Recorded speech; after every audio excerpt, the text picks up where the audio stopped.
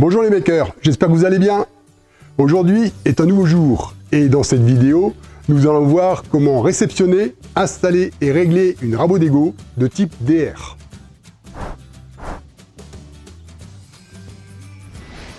Donc dans un premier temps, nous allons voir comment faire la réception. Comment réceptionner les machines? Alors, les machines, elles arrivent normalement par transporteur, à moins que ce soit nous qui les livrions, mais elles arrivent par transporteur.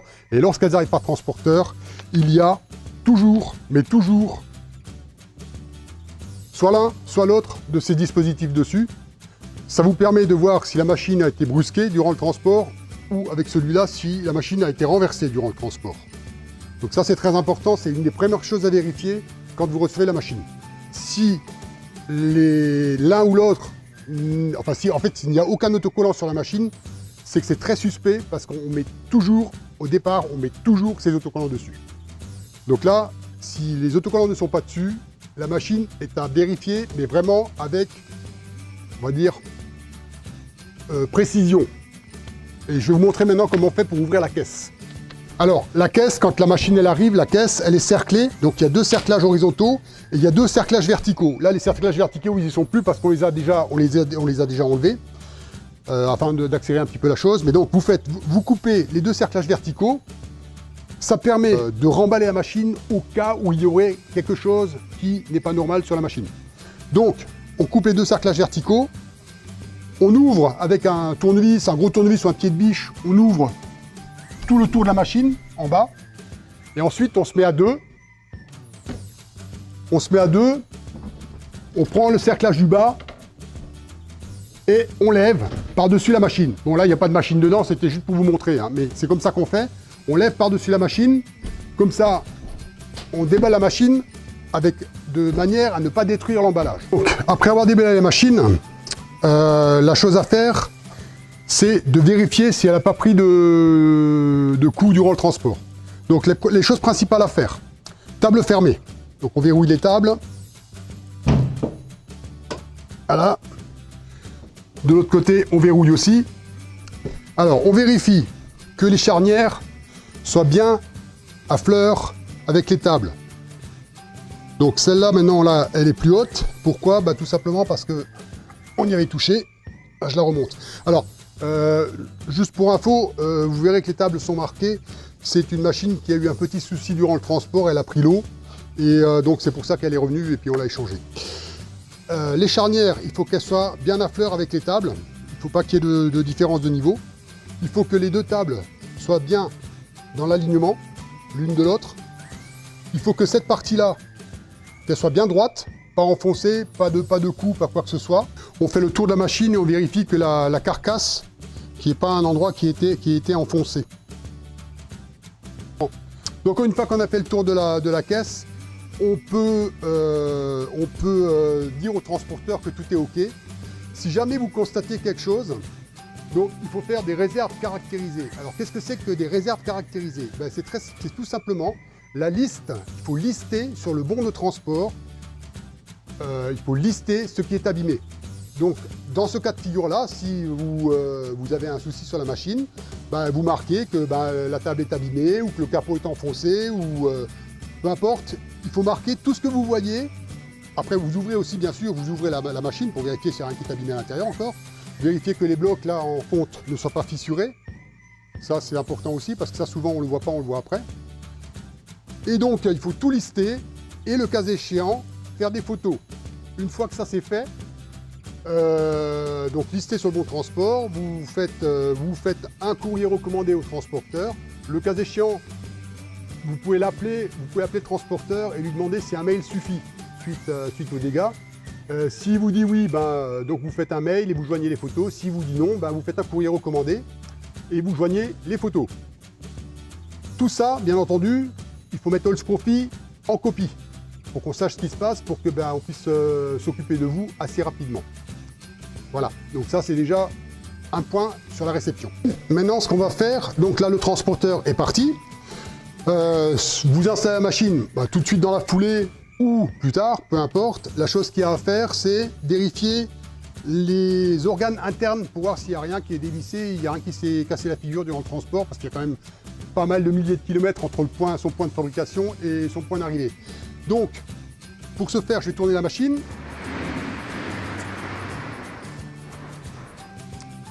Voilà. Donc on enlève ce capot là, donc c'est pas compliqué, il y a deux petites vis, il y a une vis cruciforme ici, mais on l'a déjà dévissée, il y a une vis cruciforme ici et une vis cruciforme là, il faut les dévisser, le capot on le lève et on tire vers soi, voilà, et vous avez le capot dans la main.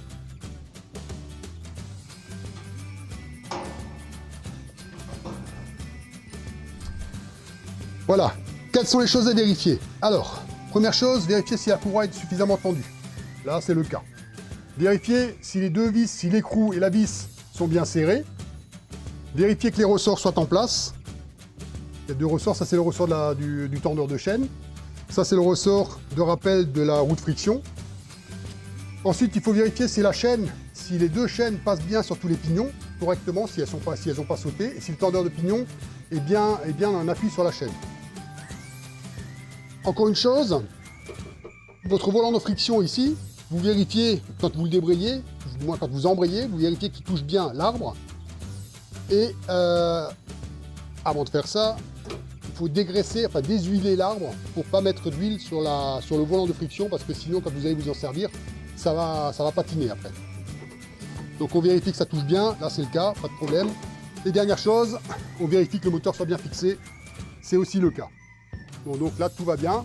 On a changé de machine, on a interchangé les deux machines. Là, j'ai installé une DR250 pour pour vous montrer tout ce qui est réglage. Ça sera plus simple, plus rapide tout au moins à faire sur cette machine-là. Si les outils spécifiques sont utilisés, ce qui n'est pas le cas dans toutes les vidéos, ils seront listés dans la description de la vidéo. Merci de vous abonner à la chaîne, de cliquer sur le petit pouce bleu, ainsi que sur la cloche, afin d'être informé de la mise en ligne de la vidéo suivante et le cas échéant, de commenter, afin que nous ayons un retour de votre part.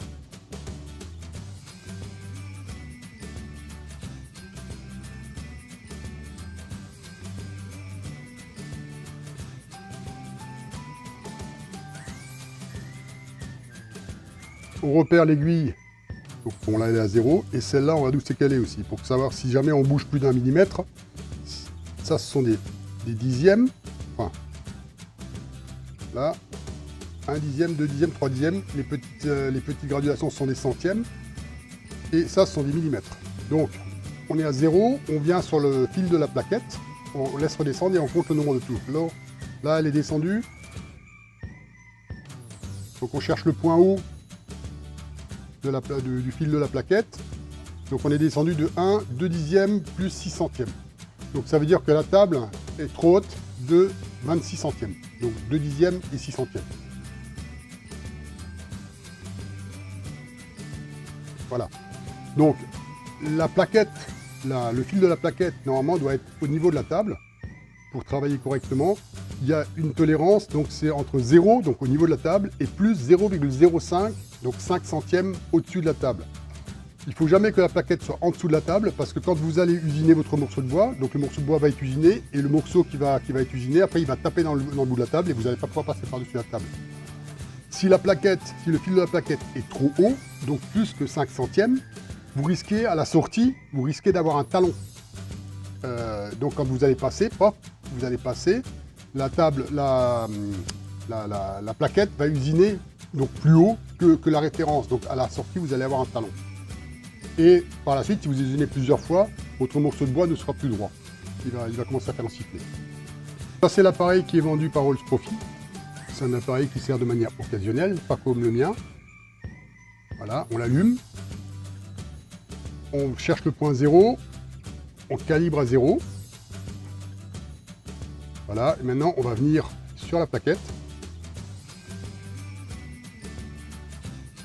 Et là c'est pareil, on a vu que tout à l'heure j'avais...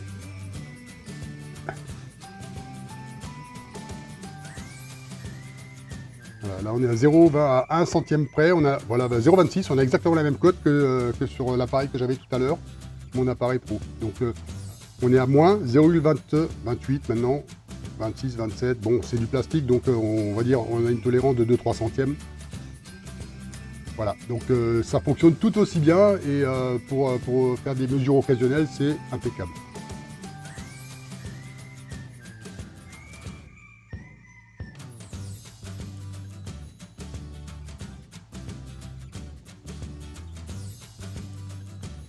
on enlève les deux, la paroi avant.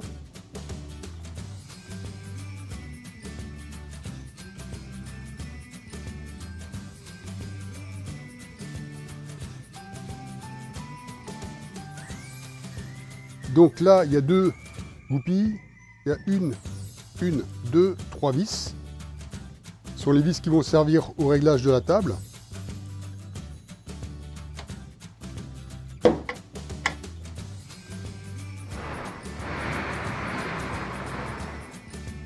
Voilà. Une fois que la table est fermée, on pose le comparateur ici.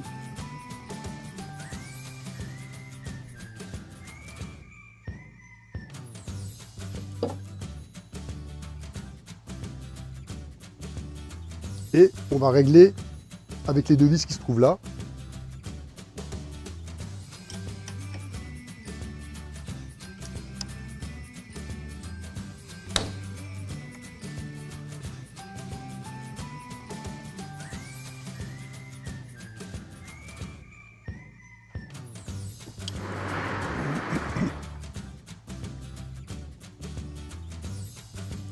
Voilà, donc là je suis à 2 centièmes, la plaquette est à 2 centièmes au-dessus de la table, on est dans les tolérances. Maintenant, une fois qu'on a fait l'arrière, on va faire l'avant.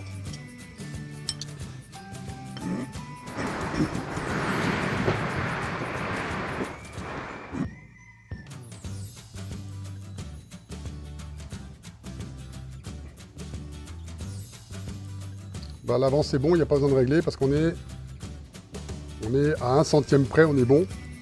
Donc s'il y avait eu à régler, il aurait fallu toucher ces deux vis là pour régler le niveau ou alors pour monter ou baisser la table en sortant ou en rentrant les vis.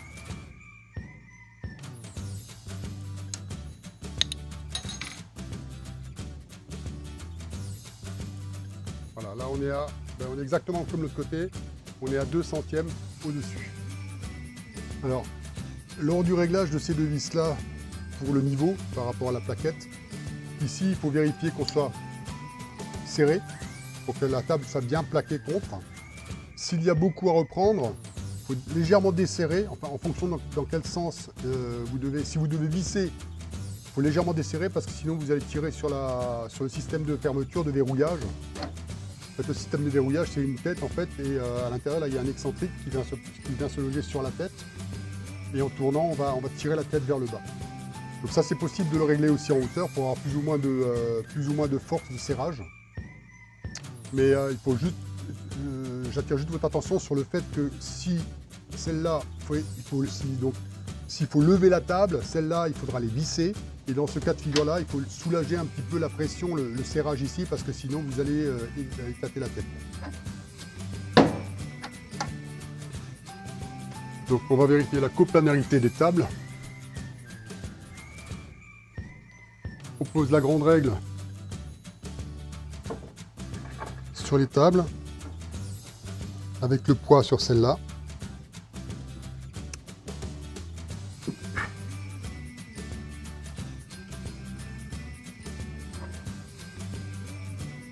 Donc une chose, faire attention que les plaquettes ne dépassent pas pour ne pas taper dans la règle parce que sinon vous allez casser les plaquettes. Donc mettre la plaquette d'un côté ou de l'autre. Alors, un point d'appui, 2 points d'appui, 3 points d'appui. Et ici, on mesure la hauteur. Donc là, en l'occurrence,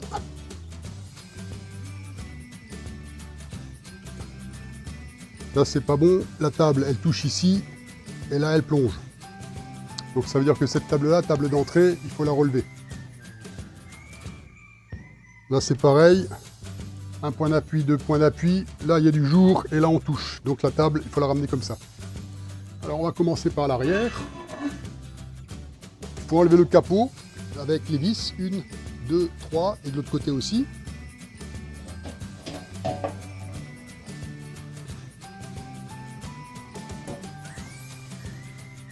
Pour avoir accès à ces vis là, aux vis de réglage de la charnière. Voilà, donc on avait dit que la table il fallait la ramener comme ça, parce que là on a du jour.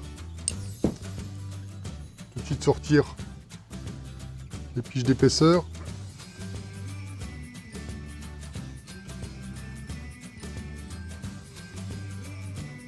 Donc on a 0,4 de jour.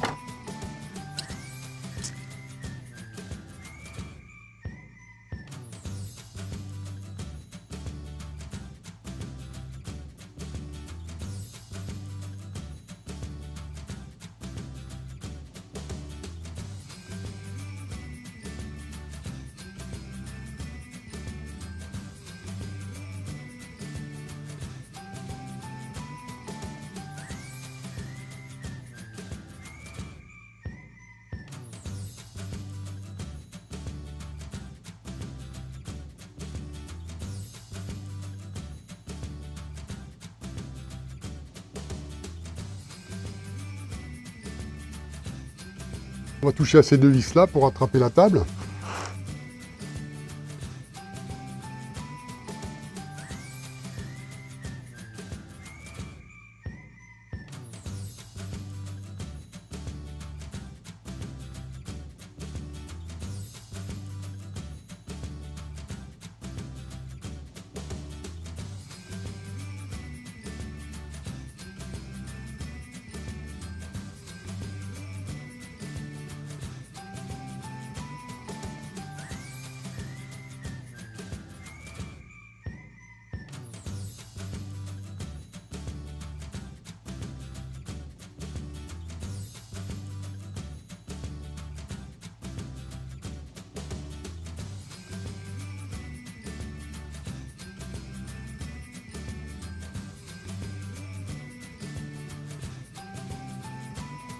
Alors, on enlève la règle pour la coplanarité.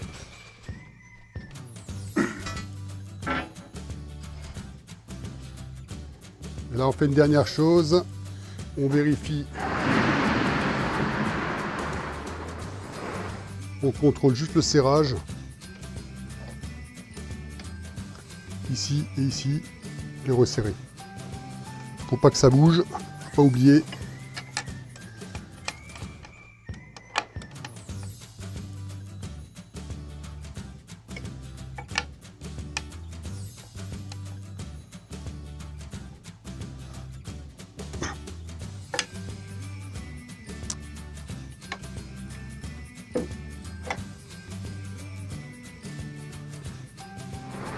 Donc on remonte le capot arrière.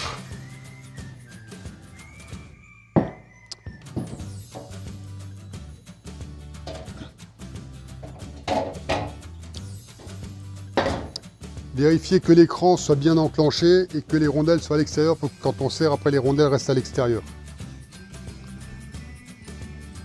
On remonte le capot avant.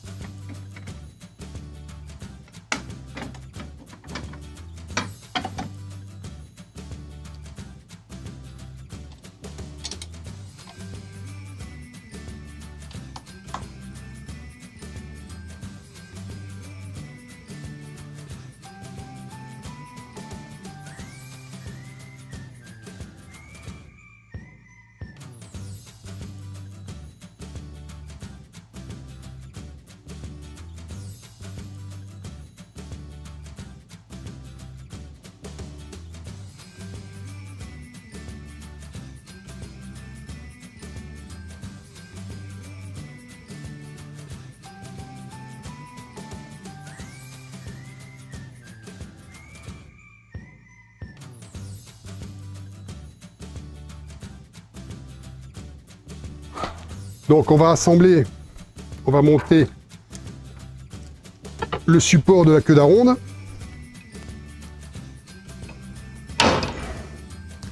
Avec les 4 vis qui sont prévues à cet effet.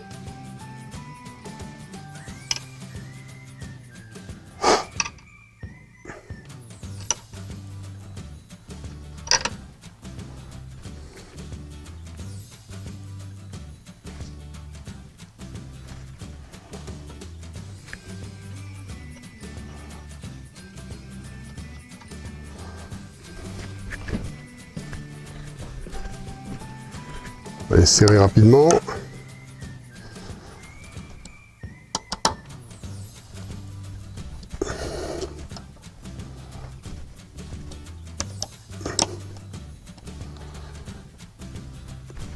Voilà. On va monter la queue d'aronde.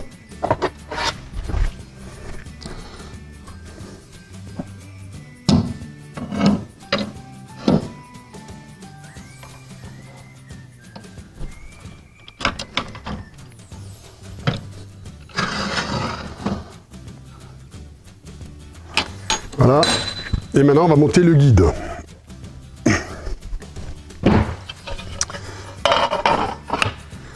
Alors, pour le guide, on va démonter la fameuse petite vis.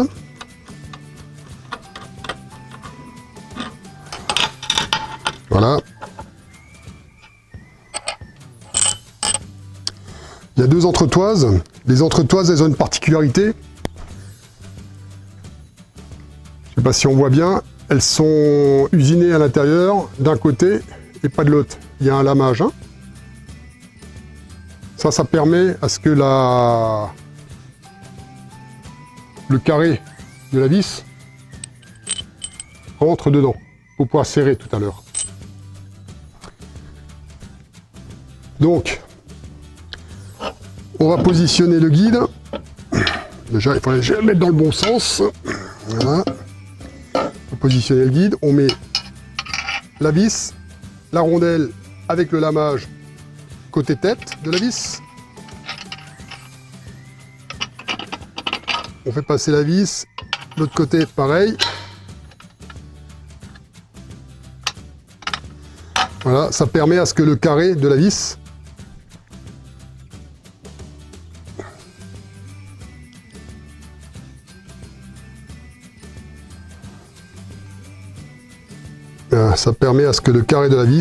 rentre bien dans le logement. Voilà. Ensuite, on met de l'autre côté la rondelle, puis on assemble la poignée de serrage.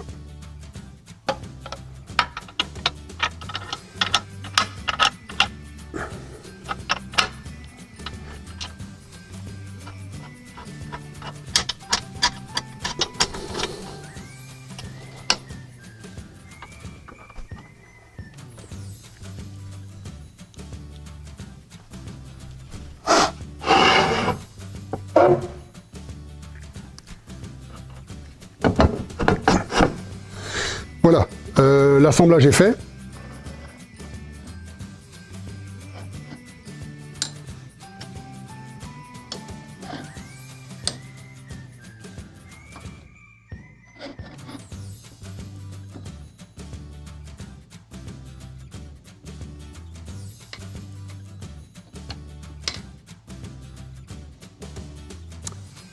On va vérifier l'éclairage.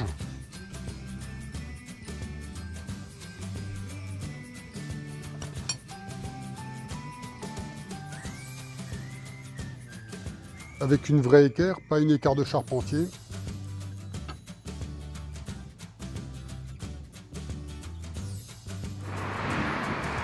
Voilà, donc là, il faut régler l'éclairage. L'éclairage n'est pas bon. Donc ce qu'on va faire, je vais la tourner du côté de la vis de réglage pour que vous voyez la vis de réglage. La vis de réglage, c'est celle-là. Donc, on débloque. On le tire complètement en l'air et on le tire vers l'avant pour mettre la partie arrière en contact avec la vis. On serre légèrement, on vérifie. Là, c'est pas bon. Donc, le mieux pour régler l'éclairage, c'est qu'on recule de 2 tours. On ouvre, on se met en appui, on serre légèrement pour que ça puisse bouger. On met l'équerre en contact. Et là, on va de nouveau desserrer le contre-écrou très légèrement et on va visser la vis jusqu'à ce que on soit bon au niveau de l'éclairage.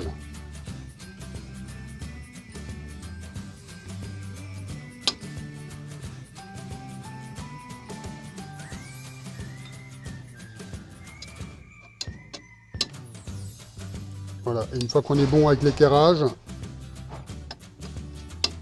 on resserre. Voilà, donc on va encore installer le pont de protection qui s'installe sur les trous.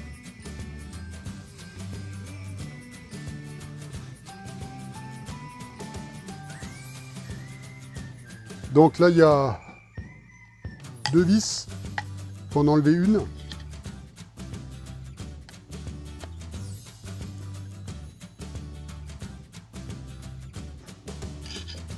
Et la fameuse petite pièce dont tout le monde ne sait pas à quoi ça sert. Ça se place ici.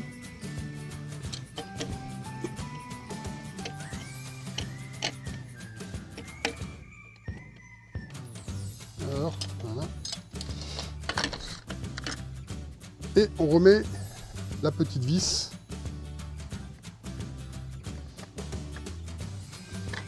Voilà.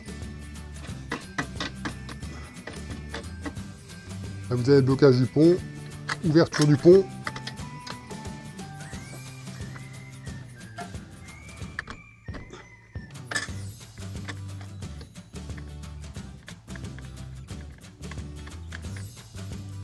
Donc pour contrôle du parallélisme de la table, on va utiliser 2 tasseaux que j'ai déjà au préalable dégauchis. On va passer les tasseaux dans la machine, à droite et à gauche, et on va mesurer les épaisseurs pour voir si la machine, si la table de la raboteuse est parallèle à l'arbre.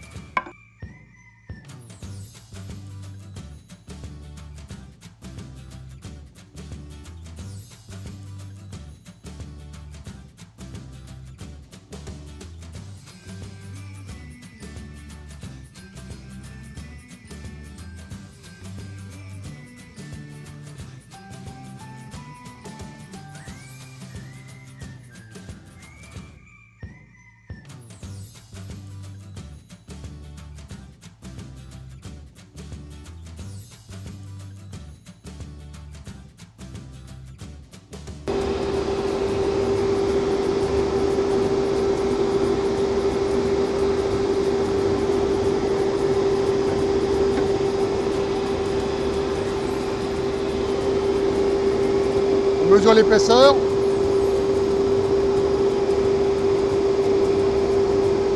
Alors, je les ai repérés.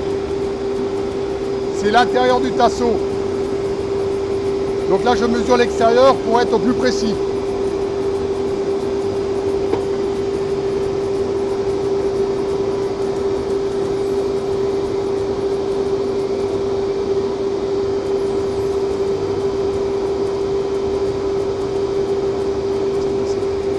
Donc on a 4 dixièmes de différence de niveau. Alors pour régler la machine, c'est pas compliqué. On a une vis de serrage, là-bas au fond la même, ici pareil, là pareil, il y a 4 vis de serrage et il y a les petites vis de réglage. Ça permet de régler la machine, de régler le parallélisme de la table par rapport à l'arbre. Donc là en l'occurrence maintenant, j'ai la table qui penche un petit peu. Je vais donc remonter le côté le plus bas. Voilà, c'est comme ça qu'on règle la machine. Ici j'ai 34,7 et ici j'ai 35,14. 35,14. Donc ça veut dire que ma table penche comme ça. Donc ce côté-là, il faut que je le remonte. Alors ce qu'il faut faire attention aussi, c'est que comme il y a du porte-à-faux, là j'ai 35,14 à, qu'est-ce que j'ai dit, 34,7 hein.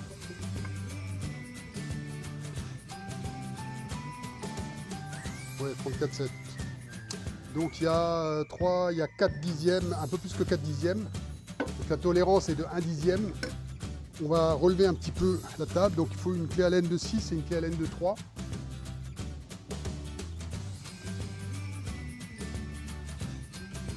Je vais ouvrir les deux vis de ce côté et je vais resserrer les petites vis de réglage.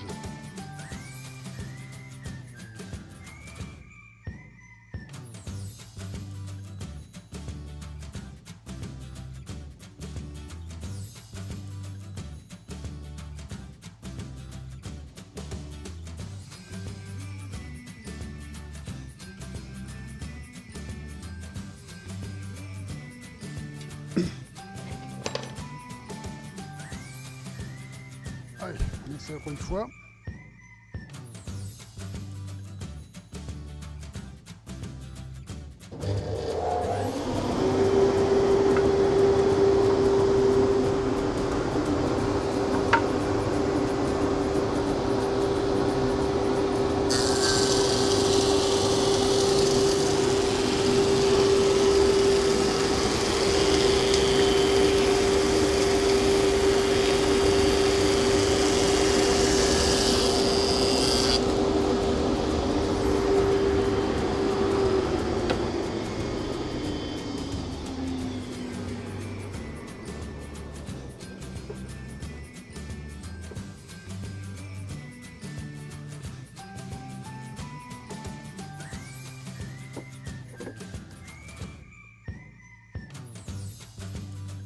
Là j'ai 4 centièmes de différence, donc on est bon, on ne touche plus parce que de toute manière, plus précis c'est pas la peine. À moindre changement de temps d'hygrométrie, vous serez plus juste. Donc voilà, le parallélisme de la machine est réglé. Alors il y a une dernière chose qu'il faut vérifier, c'est si on a un talon à l'entrée ou à la sortie. Donc là c'est pas le cas, il n'y a pas de talon. Mais en admettant qu'il y ait un talon, ça voudrait dire que les rouleaux d'entraînement, tiens, à ce sujet-là, je vais faire juste une petite parenthèse. Sachez quand même que les premières fois, quand vous utilisez la machine, toute la machine est huilée. Donc il y a beaucoup d'huile dans la machine. Et le rouleau de sortie, c'est un rouleau qui est lisse. Donc s'il y a de l'huile dessus, les premières fois, tant qu'il y a de l'huile dessus, ça ne va pas entraîner correctement. Donc il faut le dégraisser, il faut le désuiler avec un chiffon en coton ou du papier. Le désuiler, alors bien sûr, machine éteinte, hein, pas foutre les doigts dedans. Le désuiler et l'essayer pendant une dizaine, une quinzaine de minutes, passer du bois dedans un petit peu à tous les endroits pour enlever le restant d'huile. Et après ça entraînera correctement. Donc revenons sur le talon. Si vous avez un talon en entrée, alors on va refaire le petit dessin que j'ai fait l'autre jour. Donc ça c'est l'arbre. Rouleau d'entrée, rouleau de sortie. Bon, l'arbre est un peu plus gros, c'est pas très bien dessiné, mais c'est pas très bien. Si vous avez un talon à l'entrée, environ à cette distance-là. Donc là vous avez l'axe de l'arbre et là vous avez l'axe du rouleau de sortie. Ça veut dire que si vous avez un talon, ça veut dire que quand vous passez votre morceau de bois, il passe sous le rouleau d'entrée qui est sur ressort, il passe sous l'arbre, ça usine, et quand il arrive sur le rouleau de sortie qui est aussi sur ressort, si le rouleau de sortie a trop de pression, il va appuyer plus fort sur votre morceau de bois, ce qui va occasionner un petit décalage et vous aurez une marque à cet endroit-là. Donc ça veut dire que pour enlever cette marque-là, il faut desserrer un petit peu la pression, il faut soulager un petit peu la pression du rouleau de sortie. Et à contrario, si c'est à l'entrée, si c'est à la sortie du morceau de bois, c'est le rouleau d'entrée qui a trop de pression et il faut soulager la pression qu'il y a sur le ressort à l'entrée. Alors attention, ces réglages ont des limites. Parce que si vous soulagez, bon, le rouleau d'entrée c'est pas trop un problème parce qu'il est cranté, mais le rouleau de sortie il est lisse, si vous soulagez trop, ben, ça va patiner, ça va plus entraîner le morceau de bois. Et si ça commence à patiner et que le bois n'est plus entraîné, il faut de nouveau remettre de la pression et dans ce cas-là, il faut soulager un tout petit peu celui-là pour compenser. Alors, il y a une dernière petite chose. Sur certaines machines, ce déflecteur, il n'est pas réglé il n'est pas très bien réglé. Donc, la machine, quand vous dégauchissez, quand la table est fermée, il y a des copeaux qui s'infiltrent entre le déflecteur et la table. Donc, ce qu'il faut faire, c'est ouvrir les 4 petites vis, juste légèrement les desserrer, relever le déflecteur au maximum vers le haut et resserrer les petites vis. Et si ça ne suffit toujours pas, à ce moment-là, on dégraisse le bord de la table ici et on y colle un joint. Ce que je vais vous montrer maintenant. Donc, comme je disais, on va coller un joint. C'est juste pour vous montrer comment on fait. On va coller un joint. Donc le joint se colle sur la partie en biseau ici, juste au bord ici. Donc il faut nettoyer. Moi je nettoie ça avec du nettoyant frein. Pour bien dégraisser. Bon, on peut imaginer le faire avec de l'alcool ou avec de l'acétone, peu importe. Et tout de suite essuyer le produit pour être sûr qu'on n'en est pas sur la peinture, bien que c'est de la peinture qui tienne bien à tous ces produits-là. Voilà, c'est bien dégraissé.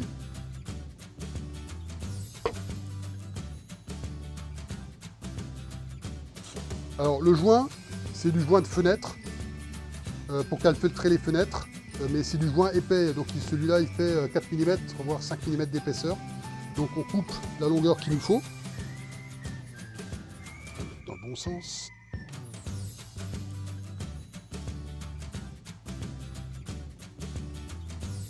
Voilà.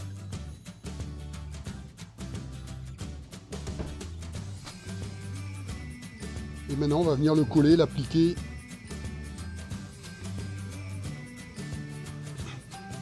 la longueur.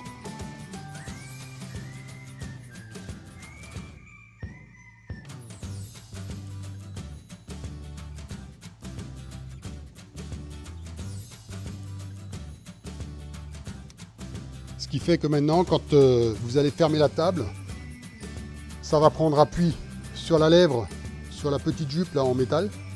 Alors le seul petit inconvénient dans ce système là, si vous voulez, c'est que quand vous allez prendre la passe, en fait la lèvre va riper dessus, quoi. Donc c'est à dire que c'est un joint, il ne faut pas le prendre trop épais non plus, parce que sinon ça va vous l'arracher quand vous allez bouger, ça va vous l'arracher. Donc ce joint là, que j'ai mis en 4 mm, ça marche, c'est juste ce qu'il faut en fait, hein. 4 mm d'épaisseur. Donc voilà, là j'ai la table serrée.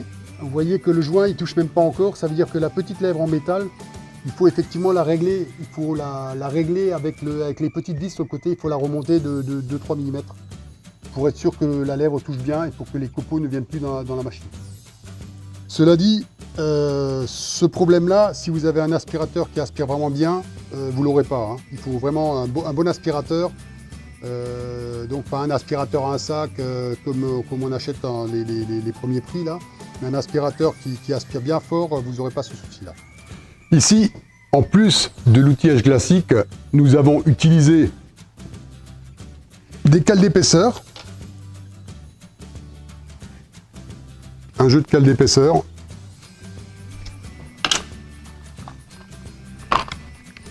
moi j'ai utilisé mon comparateur pour faire les réglages, mais c'est un appareil qui coûte relativement cher et vous pouvez le remplacer par cet ustensile là. C'est vendu sur notre site sous la référence HS-UEL. C'est une pige d'épaisseur numérique et magnétique. C'est-à-dire que en fait vous posez ça sur la machine et là vous pouvez vous mettre le point zéro. Donc on met en route, je vais me rapprocher, comme ça vous verrez bien. Je ne sais pas si on voit correctement, il fait la mise au point. Je vais me mettre derrière. Alors, voilà, et donc, en ayant ça sur la machine, vous pouvez comparer les deux hauteurs, donc pour comparer les fils des plaquettes par rapport à la table, c'est impeccable. Et ça coûte aux alentours de 40, un petit peu plus de 40 €. Et pour l'entretien de la machine, donc ça c'est du glisse-bois, c'est du Silverglide, c'est du glisse-bois. Ça permet donc de faire office de glisse-bois. Ça protège la machine de la corrosion et en même temps il y a un produit dedans qui élimine les résidus de résine, etc. Et la dernière chose, j'ai aussi utilisé des règles rectifiées. Alors, les règles rectifiées, vous pouvez les remplacer dans un premier temps en dépannage par des règles de maçon, donc une règle en alu, neuve, pour qu'elle soit vraiment bien à droite. Une règle de 2 mètres, ça fera l'affaire. Voilà, j'espère que cette vidéo vous sera utile. Merci de l'avoir visionnée.